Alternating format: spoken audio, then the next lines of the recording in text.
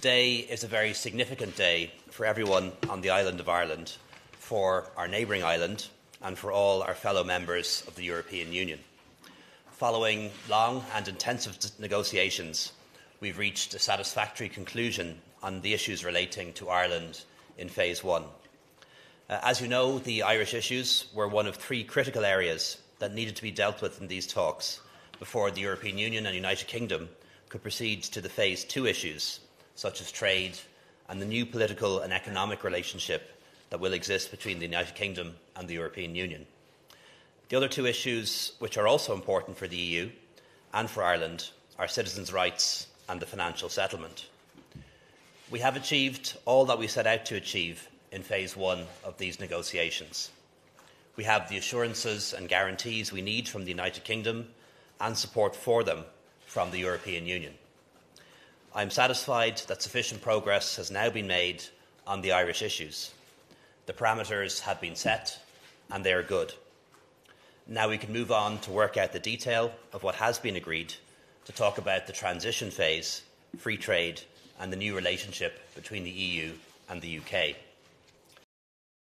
This is not the end, but it is the end of the beginning, and we will remain fully engaged and vigilant throughout Phase 2, the drafting and ratification of the new treaties that will be required between the EU and the UK and their implementation. First of all, the Good Friday Agreement in all its parts is protected. Secondly, everyone born in Northern Ireland will continue to have the right to Irish and therefore EU citizenship.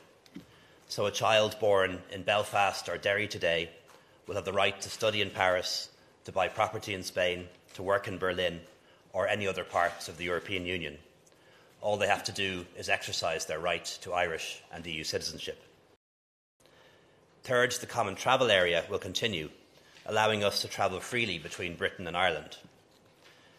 British and Irish citizens will continue to have the freedom to live, work, study, access housing, healthcare, pensions and welfare in each other's countries as though we were citizens of both.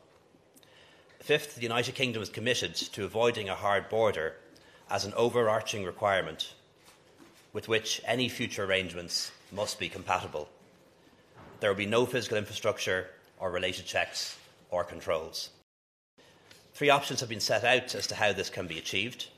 Our preferred option is, of course, a deep and comprehensive agreement between the EU and the UK in its entirety, which will allow us to trade as we do now.